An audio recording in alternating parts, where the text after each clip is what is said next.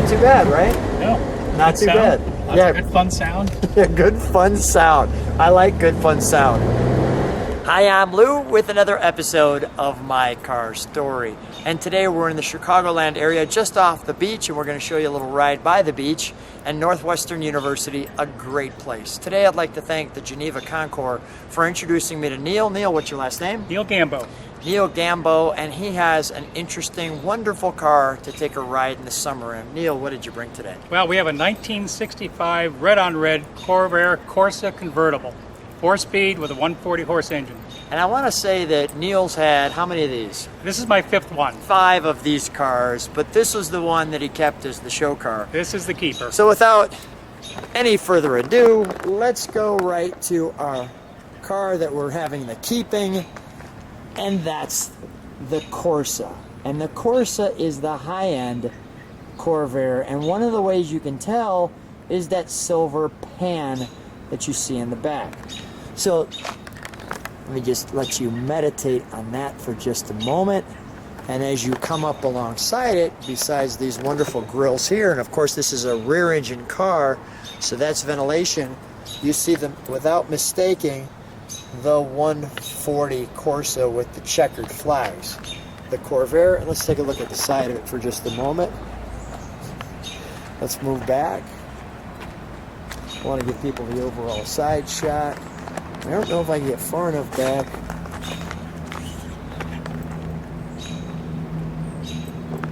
Let me go one step farther back. There, and I'll let you just ponder that. So it has a very straight line, a little Coke bottle back end to it. And that's the indication that it's the upgrade model. If Chevy was doing a SS version for the Corvair, it would be the Corsa. And these wheel covers are spectacular. Just spectacular. The red pops. I like that. I like that little trim. And the Corsa. Now, would it normally say Corvair there? It would not. It would Okay. only say Corvair on the back deck. Okay, so just on the back deck. And we'll take a look at the front.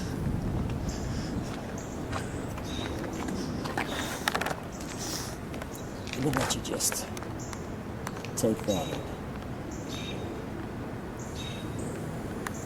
Birds chirping. Life is good. Let me show you just some of the little details. Besides the chrome molding, the taillight. This is an interesting piece here because it does that. Can we go into the frunk, which is the front trunk? And as you would expect, well, some trunkage treats. But let's start with the trunk itself. Extra fan belt, never know when you need that. Our bottle. Our single brake. There were weights in the front. When did they start putting weights? This was the first year. The first year was 65, okay? So we have our Corvair brochure, which we're going to go through. The 65 new hardtop looks sportier than ever. Go. Then we have some detailed information here.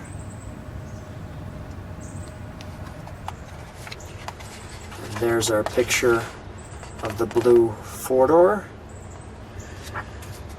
They share the interior. Here's our picture of that. And now our details of the inside story. So I'll let you pause as needed on that. I'm being very careful because this is, well, an original brochure. All of the parts, I'll show you a picture of that. And then there's the picture of that. The detail here that you can read. Neil, I really appreciate that you not only enjoy the car, I'm going to go as bold as to say love the car, love the brand. There's some interesting pictures here. And some details. Extra nice touches for the Corvair. Good life.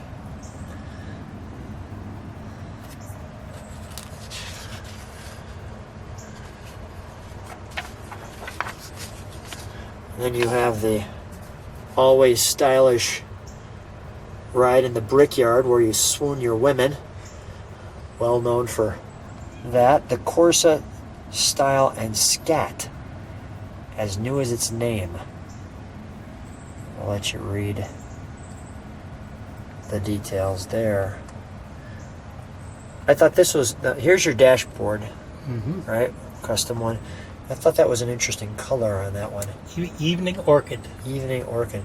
It's always good to keep your kids inside your Corvair when driving. It's a general rule. Don't let them fall out. Monza, 3 ways to go with everything. It's kind of like ordering a hot dog. You want everything on it. And then we'll feature the lowest level, which is the Corvair 500. Not much of a seat there. And then we'll show you the Corvair power teams. I just want to feature that specifications there in the back. Our picture cruising uphill through the mountains in a red one, might I add, just like we're driving. Here's the GM Pontiac Oldsmobile all around. I'll just flip through that briefly. Your Chevrolet, your Chevelle, your Chevy 2, your Corvair, your Corvette, the Buick, or the, excuse me, Pontiac, obviously Pontiac, Oldsmobile,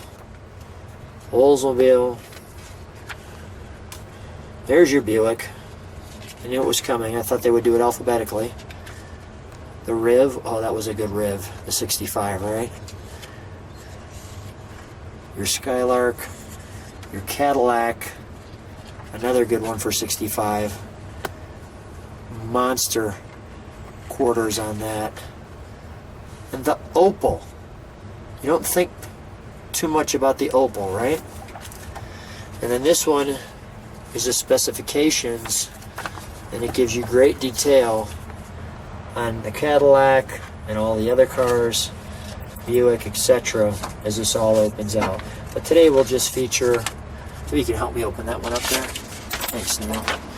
We'll feature right there the Chevrolet, and we'll just feature Chevrolet today, rather than some of the other ones, which is fine. Okay, perfect. All right, we'll close this.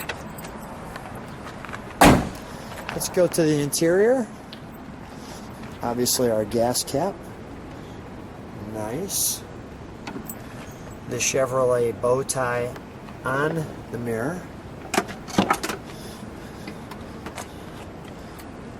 We'll show you our interior. Can you just hold that door open for a second? Thanks. Some of the features here, you have a map pocket, letting you know you're driving the Corsa. Again, reminding you you're in a Corsa. And let me just let you meditate on the instrumentation. I like the way they've blackened out the backgrounds of the gauges. I thought that was a good move. This is your handbrake? Yes. You are not missing that. That is for sure. Those are your high beams, a vent for the floor.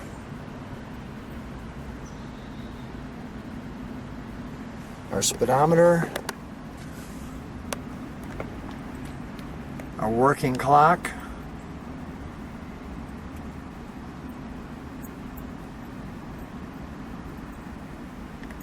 I like the tag. I like the design of it.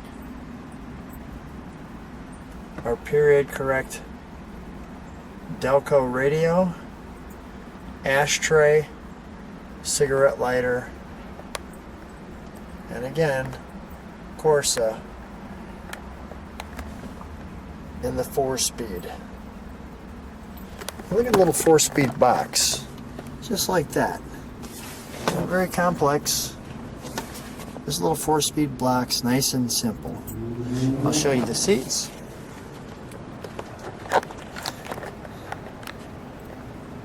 Might I add comfortable? No headrests, no problem. And there's some room in the back seat. As we go to the back, you'll see the venting here, making this air-cooled engine. Let's pop that, shall we?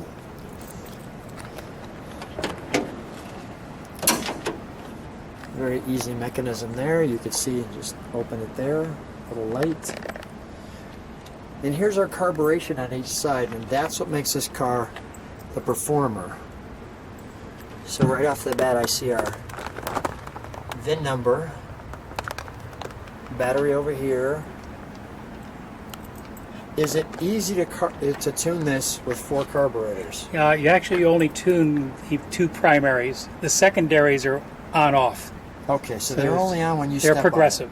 Okay. So you just step on them and they open wide open. Got it.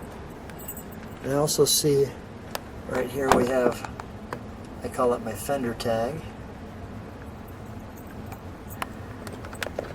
Now Neil, how long have you had this one? I've had this one since 1998. Why the Corvair out of all Well, the cars in the like world? I said, I've had 5 of them, and I also found them, I understood them. I knew how to fix them. Early in my day, I could take an engine out, put a clutch in it, and put it back in 6 hours. So, and I just knew how they ran. And they're a safe car for another reason, and really easy to maintain. It doesn't have a cooling system in the sense of liquids and stuff. Tell me what you drove in high school. I drove in high school. You really don't want to know, but it was a 1958 Volkswagen. It had cruise control. When was your first Corvair? My first Corvair, 1967. I bought a 1965 Corsa Red Coupe in 1967 when my wife and I got married. So that's why you have the Corvair. And that's certainly one of the cars my wife appreciated. So it's kind of a mutually beneficial decision. Let's fire it up. Let me hear it, shall we? We'll let it idle, by the way, and then we'll give it a little bit of a rev.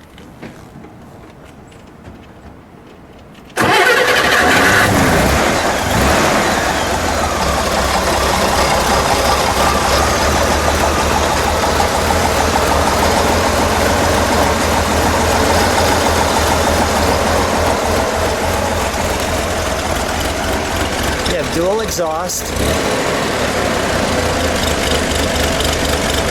ahead, give it a rev.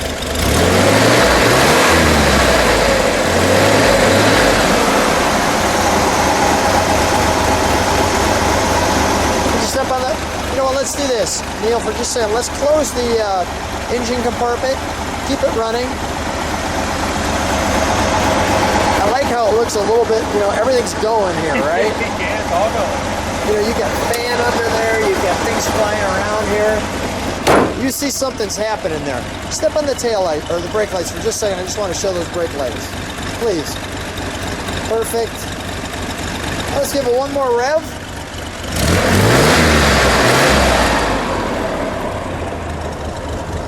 I think we need to take this one for a ride.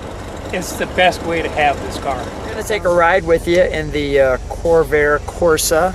And I just want to show you where we're at. We're here at the beach.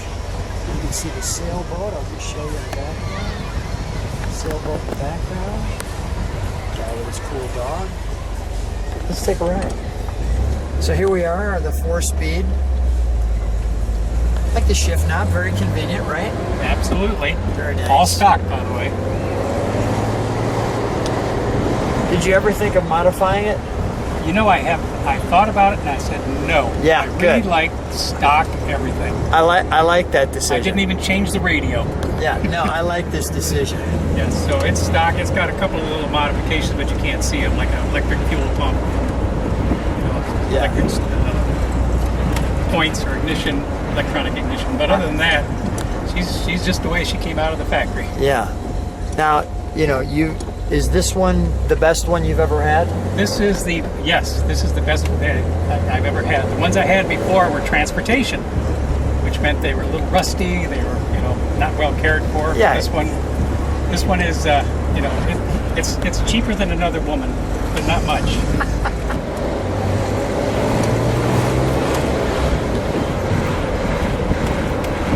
Very distinctive sound, right? It is a very distinctive sound. It sounds like no other car. It doesn't have the rumble of a V8. No. It's got the low kind of a hum when you get it. Yeah. And you're ahead of the sound. You're not behind it. We'll go this way here and just be able to give her a little. We'll get her up to the legal speed limit. We'll go over that. Well, we're always keeping the legal speed limit, but yeah, let's just see what happens.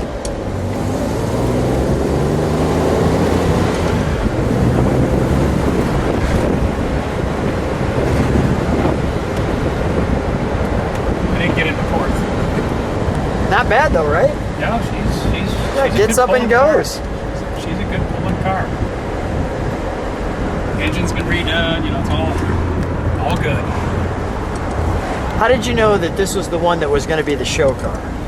Well, when I was looking for one, the guy that had it had just completely redone it. Is that right? He was a body specialist, and he did all kinds of body stuff. He put a lot of brand new mechanical stuff in it, put a brand new interior in it. I said, you know what? I think we're good.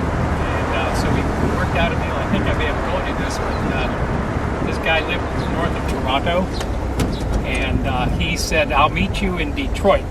I'll drive it from Toronto. You come up from Cincinnati where you were living. Fine, I'll do that. And I couldn't get anybody to go with me, so I had to take a trailer, which turned out to be a good thing because Good about move. 10 miles from the U.S. border, the engine conked out. And he called me on my cell phone and he said, we got a little problem here. And I said, I didn't want a car with an engine problem. He said, no, you please come and we'll work out something. So over into Canada I go, and it's great. I looked at the car, it's beautiful. We're able to work out a deal, and he said, I said, that's great. So we hustled it up on the trailer, and I was going back thinking, man, I got a great deal on this car. It's a wonderful car. Oh, I got to go through customs with this thing. No, I got $10 on me. I don't know how that's going to work. How did that work? Well, It's obviously here. it was another story. I got in there. The lady says, you got something to declare? I said, yeah, it's on the back. She's pulled over. She took the serial number, and she'd come back about 10 minutes later and said, this car was built in Los Angeles, so there's no entry duty to get it back in the States. Really? And then she says, here's my card. My dad runs the Detroit Auto Show. You need to call him when you have the car running again because he'll put it in that show.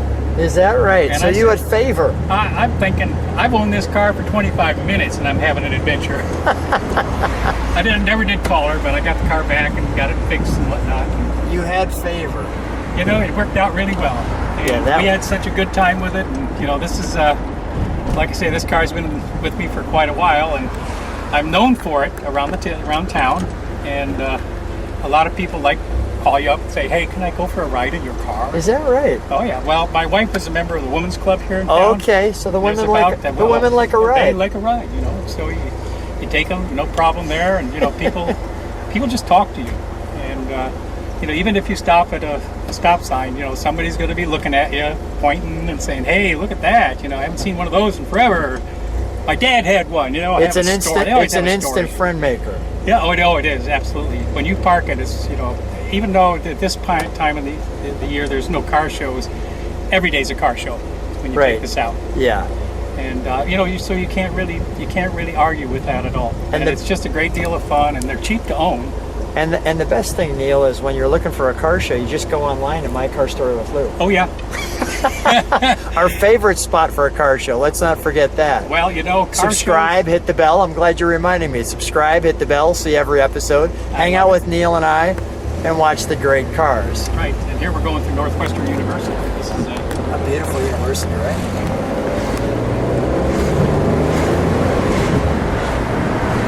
see, the funny thing is in this lane, you also want to make that speed. Yeah, it's a good running car. Going where you're aiming, it's a good thing. That's for a good sure. thing, and nothing can leak because there's no radiator, cooling system you have to worry about. It's air cooled. Just keep oil in it. You're fine. Keep oil in it.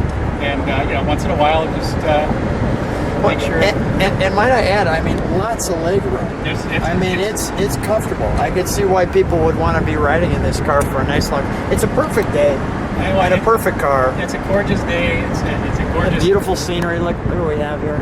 Yep. So yeah, it's just beautiful. Of course, anywhere up along the North Shore is just beautiful also. But the fun part about it is, I put this thing away every winter, and 5 months later I go pump the gas, start it up, and drive it out of the garage.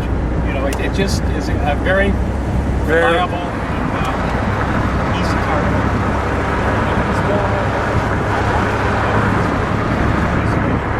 So it's not too bad.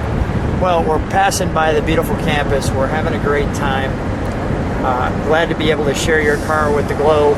So much fun. Neil, thank you so much for getting us a chance to hang out in your car. It is a great pleasure. I love showing it off. I love having fun in it. And you know what? That's pretty much what life is all about these days. Thanks for being at my car story. Thank you for inviting me.